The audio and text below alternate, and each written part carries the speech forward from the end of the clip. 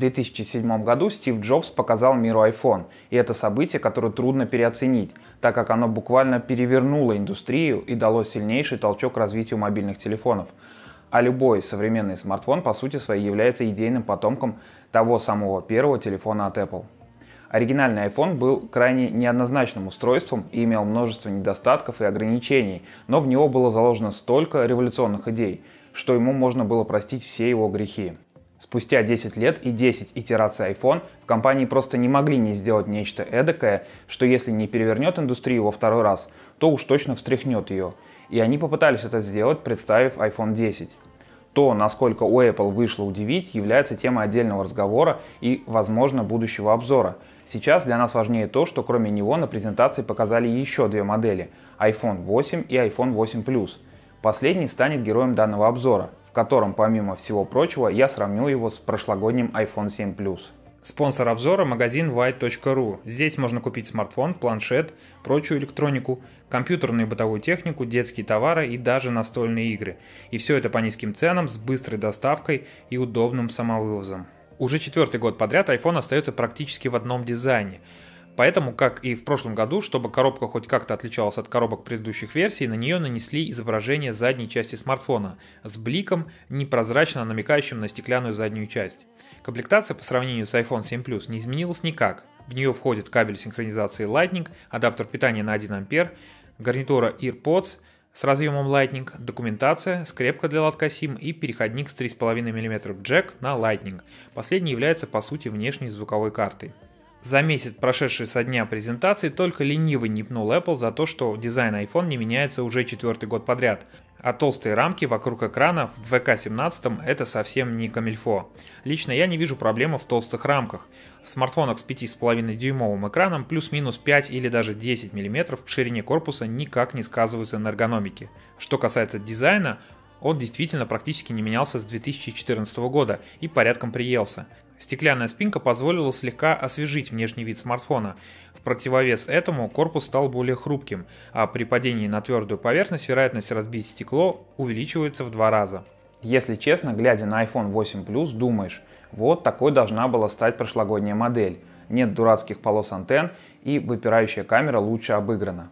Дизайн смартфона симпатичный и невычурный. Из 3 вариантов расцветки золотой однозначно лучший.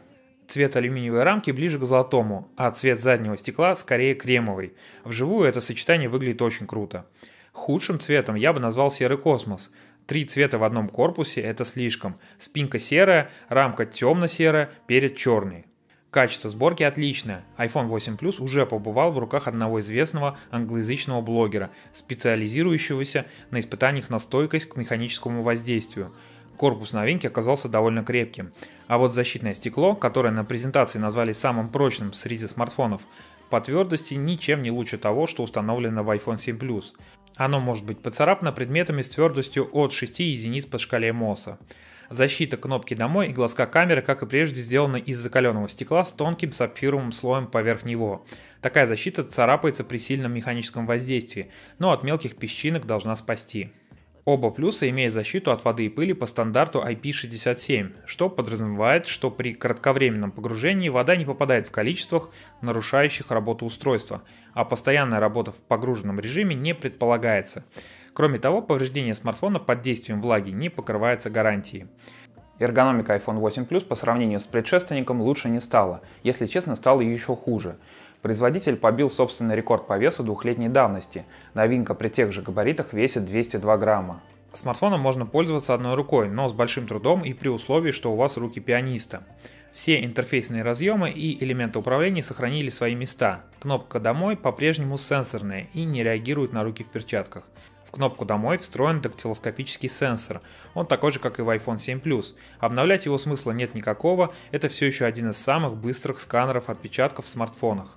В восьмерке, как и в моделях 2016 и 2015 годов, присутствует еще один элемент управления – 3D Touch – распознавание сильного нажатия на экран. Применяется он в системе повсеместно. Некоторые сценарии применения 3D Touch, такие как перемещение курсора при редактировании текста или контекстное меню иконок рабочего стола, полезны, другие кажутся надуманными и ненужными. Экран в новинке менять не стали. В iPhone 8 Plus установлен ровно такой же модуль, как и в iPhone 7 Plus. В систему добавили True Tone. Эта технология сначала появилась в iPad, и вот теперь она добралась до iPhone. Суть технологии заключается в изменении цветовой температуры экрана в зависимости от окружающего освещения. Предполагается, что это позволяет человеческому глазу правильно воспринимать цвета. Например, если вы находитесь в помещении, где основным источником света является лампа накаливания, то изображение станет более теплым. Все остальные характеристики полностью совпадают с таковыми для iPhone 7 Plus. Диагональ 5,5 дюймов, разрешение 1920 на 1080 точек, максимальная яркость 625 кандел на метр квадратный, контрастность 1300 к 1. Экран новинки поддерживает расширенный относительно sRGB цветовой охват, который соответствует стандарту P3. На данный момент экран iPhone 8 Plus по совокупности характеристик является лучшим среди смартфонов. Если прошлогодний A10 имел приставку Fusion, что подразумевало переход Apple на Big Little подобную архитектуру, процессор имел 2 сильных и 2 слабых ядра, то в этом году к названию чипа A11 добавили слово Bionic. Очевидно, что такое оригинальное в кавычках название нужно, чтобы подчеркнуть аппаратную поддержку нейронных сетей. Разделение ядер на сильные и слабые никуда не делось, только теперь слабых ядер не 2, а 4, а всего ядер 6. Последние 4 года мы наблюдали своеобразные качели с производительностью и энергоэффективностью процессоров Apple. A8 в iPhone 6 Plus изготавливался по 20-нанометровому техпроцессу и при максимальной частоте 1,4 ГГц имел среднюю эффективность. Процессор A9 в iPhone 6s Plus получил новый 16-нанометровый техпроцесс, а частота его была увеличена незначительно, отчего при меньшем объеме аккумулятора его автономность даже слегка выросла. Прошлогодний A10 был, на мой взгляд, самым неудачным из всех. При сохранении 16-нанометрового техпроцесса разработчики задрали частоты до рекордных 2,34 ГГц, отчего процессор тротлил в синтетических тестах и нещадно расходовал заряд аккумулятора. Благо, оптимизация на уровне OS позволила сгладить все его недостатки в повседневном использовании. В iPhone 8 Plus мы, наоборот, получили очень удачную систему на чипе. Техпроцесс теперь 10 нанометров, а максимальная частота была даже снижена до 2,1 ГГц. В итоге смартфон значительно меньше греется и почти не тротлит. Снижение производительности после нескольких прогонов в AnTuTu не превышает 15%. Результаты синтетических тестов поражают: 228 тысяч в AnTuTu и 4200 очков в одноядерном тесте Geekbench 4. Объем оперативной памяти не изменился: 3 ГБ для iPhone 8 Plus и 2 ГБ для iPhone 8. Размер хранилища был в очередной раз удвоен, а модификация отличающихся объемом внутренней памяти теперь только 2 на 64 и 256 ГБ. При сохранившейся скорости записи во внутреннюю память скорость чтения была увеличена примерно на треть. Все модификации iPhone 8 Plus поддерживают все частоты, используемые российскими операторами сотовой связи. Соответственно, в какой бы стране мира вы не купили телефон, он будет работать в наших сетях. В смартфон установлен модем Snapdragon X16 LTE с пиковой скоростью загрузки 1 гигабит в секунду. Есть слот для нано-сим-карты.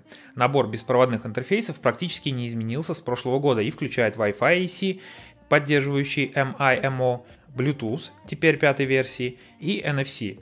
Последний может быть использован для бесконтактной оплаты, а с выходом iOS 11 и для считывания NFC-меток. Для сторонних приложений был открыт API. Емкость аккумулятора была снижена с 2900 до 2691 мАч, что никак не сказалось на автономности, ведь, как я уже упоминал выше, процессор стал энергоэффективнее. Более того, показатели в монотестах выросли. В спецификациях обеих моделей на официальном сайте заявлена поддержка быстрой зарядки. Утверждается, что при помощи адаптера питания мощностью от 29 Вт и выше смартфон может быть заряжен до 50% всего за полчаса, что подтвердилось на практике. Полностью же аккумулятор iPhone 8 Plus может быть заряжен за 1 час и 50 минут. К сожалению, в комплекте поставки вы обнаружите старую 1-амперную зарядку, а ей смартфон будет заряжаться почти 3 часа. Обе модели поддерживают беспроводную зарядку по стандарту QI, который славится черепашьей скоростью набора процентов заряда. На презентации было заявлено, что оба сенсора основного блока камер новые, они стали больше и лучше. Скорее всего, спикер ошибся, и более крупные сенсоры ожидают нас в iPhone 10, так как размер обоих сенсоров не изменился, как не изменились и остальные параметры. Первый модуль оснащен широкоугольным объективом с эквивалентным фокусным расстоянием, равным 28 мм, апертурой f1.8 и системой оптической стабилизации. FR объектива второго модуля равен 56 мм, апертура f2.8, а оптическая стабилизация отсутствует. Производительность камеры с телеобъективом осталась на прежнем, не очень высоком уровне. Разница с основным модулем составляет несколько стопов. Несмотря на это, при хорошем освещении эта камера позволяет делать отличные снимки с необычной для мобильной фотографии геометрией и перспективой. Режим портрет с релизом iOS 11 вышел из беты и субъективно стал немного лучше. Эксклюзивно для iPhone 8 Plus в этот режим добавили портретное освещение. Качество получаемых фотографий по сравнению с iPhone 7 Plus почти не изменилось, ни один из параметров не был улучшен. При внимательном рассмотрении можно заметить выраженное программное усиление резкости и увеличение цветовой насыщенности на отдельных фотографиях, что не может не расстраивать. Остается надежда на допиливание алгоритмов обработки в будущих прошивках. В целом, в условиях хорошего освещения камера делает отличные снимки с аккуратной цветопередачей и широким для такого маленького сенсора динамическим диапазоном. Автоматика iPhone, как и раньше, старается сохранить максимум цветовой и тоновой информации в кадре. Алгоритмы создания HDR были кардинально изменены. Камера не только расширяет динамический диапазон, подобрав цвета и тени, но и искусственно приподнимает середину тонового спектра. На многих снимках цветовая насыщенность увеличивается еще больше. Фотографии, сделанные в режиме HDR, стали сильно походить на снимки с Google Pixel, снятые в режиме HDR+. По умолчанию в системной камере отсутствует переключатель режимов HDR, то есть iPhone сам решает, какой режим использовать. Благо в системных настройках есть пункт, где этот переключатель можно вернуть. Интересной мне показалась функция Slow Sync Flash, которая позволяет при использовании вспышки сохранить задний план, что при съемке в помещении может быть полезным. Фронтальная камера в новинке точно такая же, как в iPhone 7 Plus. Разрешение сенсора 7 мегапикселей, эквивалентное фокусное расстояние и апертура объектива 32 мм и f2.2 соответственно. Видео пишется разрешением до 1080p. В условиях хорошего освещения камера делает отличные снимки, которые мало отличимы от фотографий с основного модуля. Компания очень долго не внедряла 4К съемку в свои смартфоны. В этом же году они, наоборот, вырвались вперед. iPhone 8 стал первым смартфоном, способным захватывать видео в разрешении 3840 на 2160 точек при 60 кадров в секунду. Кроме того, iPhone продолжает лидировать по качеству видеосъемки и может тягаться на равных со многими бытовыми и любительскими видеокамерами. Единственным недостатком режима был и остается одноканальный звук. Сочетание оптической и электронной стабилизации позволяет вести запись с рук даже на ходу. Стоит учитывать, что стабилизация лучше работает при Full HD разрешении. Частота кадров замедленной съемки по-прежнему равна 240, но разрешение было увеличено до 1080p. Вызывных динамиков в смартфоне по-прежнему 2. Производитель декларирует увеличение громкости на 25%, что подтверждается лобовым сравнением с iPhone 7 Plus. При этом тоновый баланс тоже стал ощутимо лучше. Комбинированное расположение динамиков, один на передней поверхности, другой на торце, сильно снижает вероятность заглушения вызывного сигнала. В iPhone 8 Plus, как и в предшественнике, отсутствует аналоговый выход на наушники, а это значит, что качество и громкость звука в наушниках целиком и полностью зависит от внешней звуковой карты. Именно поэтому звук в наушниках по сравнению с iPhone 7 Plus не изменился никак. Он имеет приличный запас по громкости, а его качество достаточно для того, чтобы заменить аудиофильский плеер начального уровня. Поддержку беспроводного аудио высокого качества не завезли и в этот раз. Смартфон из коробки работает на операционной системе iOS 11, в которой по сравнению с iOS 10 можно выделить несколько отличий, главной из которых стала поддержка дополненной реальности. Кроме того, к фотографиям, снятым с включенной функцией Live Photo, можно применить один из трех эффектов: петля, зацикливание движения, маятник, аналог бумеранга и длинная выдержка. В системную камеру добавили новые фильтры, а режим портрет, который официально вышел из беты, дополнили функцией портретного освещения, которое пытается имитировать студийное освещение. Полностью переделана витрина фирменного магазина приложений. Основной экран App Store разделен на 5 вкладок. Сегодня игры, приложения, обновления и поиск. Во вкладке «Сегодня» ежедневно публикуются подборки игр и приложений от редакторов Apple. Необходимость такого раздела назрела давно. Главная витрина превратилась в помойку, так как разработчики научились обузить алгоритмы вывода приложений в топ. Редакторские же подборки, которые отлично зарекомендовали себя в Apple Music, могут вдохнуть новую жизнь в магазин. В iMessage добавлены новые эффекты и смайлы, слегка изменен интерфейс работы со внутренними приложениями. Голосовой помощник был улучшен с помощью технологий машинного обучения. Во-первых, голос должен стать более реалистичным и живым, во-вторых, Siri должна понимать контекст. Полностью переделан пункт управления. Теперь все настройки собраны на одном экране, который к тому же стал настраиваемым. Переработано отображение уведомлений. Теперь старые уведомления можно просмотреть на экране блокировки. Для этого нужно смахнуть вверх из нижней части экрана. Режим «Не беспокоить» дополнен функцией «Не беспокоить водителя», которая автоматически активируется, когда вы садитесь в автомобиль. Добавлена автоматическая настройка новых устройств, которая позволяет войти в систему под своим Apple ID на новом iPhone или iPad, просто поднеся его к уже активированному устройству. Кроме того, усовершенствованы приложения и карты и стандартная клавиатура. Вопреки рекламным заявлениям, iPhone 8 Plus является лишь слегка улучшенной версией прошлогодней модели и по логике Apple должен был называться iPhone 7s Plus. Принципиальных изменений всего 3. Стеклянный корпус, система на чипе стала мощнее и энергоэффективнее, новые сенсоры камеры вкупе с новыми алгоритмами обработки, которые позволили улучшить качество фото и видеосъемки. В итоге мы имеем самую удачную итерацию 5,5-дюймового iPhone, в котором почти все аспекты были доведены до совершенства. К положительным сторонам новинки отнесу лучший среди смартфонов экран, мощнейшую систему на чипе, отличную реализацию фото и видеосъемки, отличный звук в наушниках. Минус iPhone 8 Plus только один. Смартфон очень тяжелый и габаритный.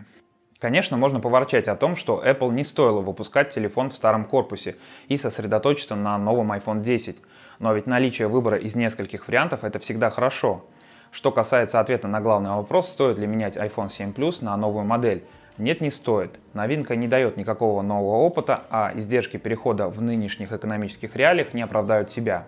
Если же вы впервые покупаете iPhone или переходите с совсем старой модели и перед вами стоит выбор между iPhone 7 Plus и iPhone 8 Plus, однозначно берите модель этого года.